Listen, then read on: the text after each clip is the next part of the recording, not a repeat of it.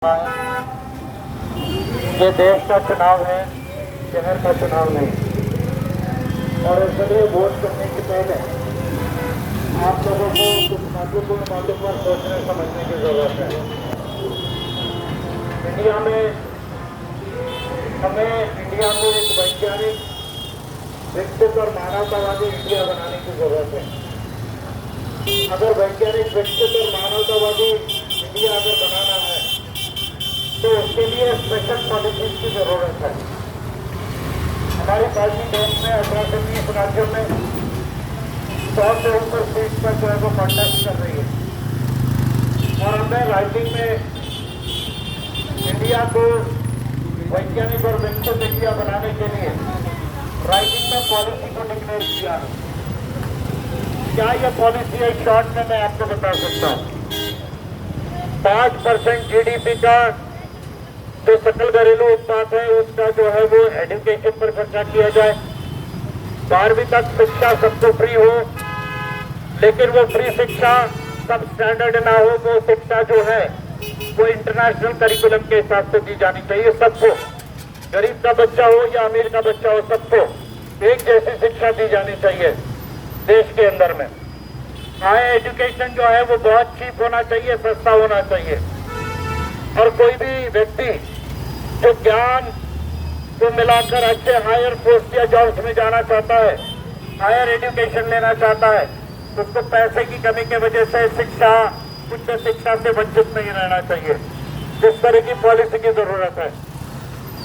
हमारा देश की आबादी 142 करोड़ हो गई है। 60% से ज्यादा हमारे देश की जो आबादी है वो यंग है, 40 साल से अंदर है। इंडिया अभी यंग है, लेकिन यंग इंडिया को 1 करोड़ रोजगार की जरूरत है, जॉब्स की जरूरत है।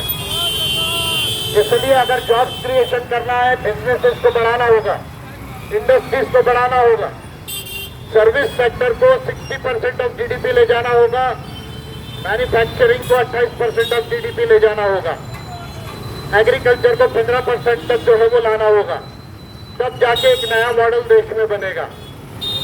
तो 5% जो GDP है, सकल घरेलू उत्पाद है, उसका जो है वो रोजगार के ऊपर स्पेंड करने की जरूरत है। और 2% GDP का जो है वो साइंस एंड टेक्नोलॉजी पर खर्चा करने की जरूरत है। Again I am repeating, 5% on education, 5% on employment, 2% on science and technology. This should be the model for creation of a scientific, developed and humane India. और इसलिए हमारे देश के प्रधानमंत्री जी, जो 4 जून के बाद शायद प्रधानमंत्री रहे या ना रहे, ये तो चुनाव के बाद समझेगा, वो साफ झूठ बोल रहे हैं। क्या झूठ बोल रहे हैं? कि भाई मैं 2047 तक विकसित भारत बनाऊंगा। यानी यहाँ से 25 साल और वो जिएंगे, 100 साल उम्र हो उनकी। लेकिन आज 10 सालों में मैंने क्या किया, आने वाले 5 सालों में मुझे क्या करना है, इस पर फोकस ना करते हुए वो 2047 का आंकड़ा बता रहे हैं। तो मैं पूरे देश में मोदी जी को एक खुला चैलेंज कर रहा हूं।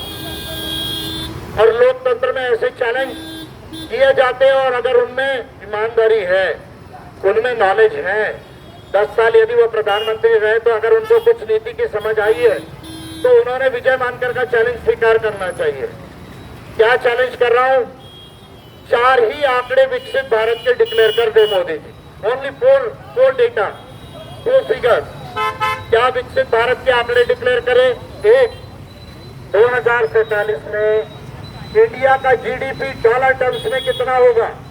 डॉलर टर्म्स में हम आस्किंग प्रधानमंत्री जी को और भारतीय जनता पार्टी की सरकार को, ये मेरा एक चैलेंज है कि वो एक आंकड़ा डिक्लेयर कर दे 2047 तक इंडिया का GDP डॉलर टर्म्स में कितना होगा। Point number 1।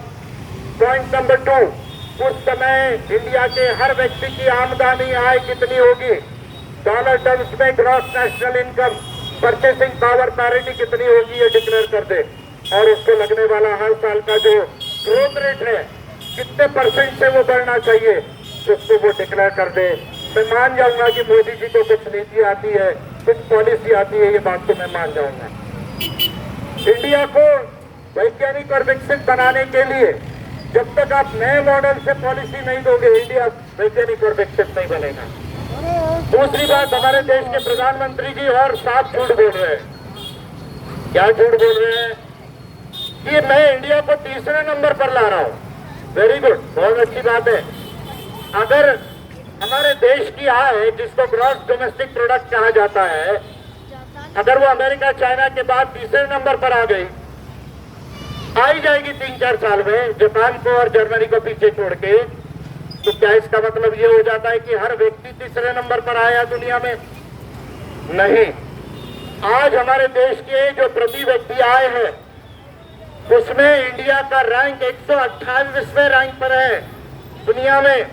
200 कंट्रीज में 128वें नंबर पर हम है। मोदी जी ये बात नहीं बता रहे हैं। मोदी जी ये कह रहे हैं कि मैं इंडिया को थर्ड पे ला रहा हूं, लेकिन ये नहीं बता रहे कि इंडिया के लोग 128 पर है। ये व्यक्ति कैसा झूठ बोलता है, इसको मैं एक्सपोज कर रहा हूं अभी आपके आगे। तो इंडिया में 82 करोड़ लोग आज भी 79 रुपीज 20 पैसे के ऊपर जीते हैं।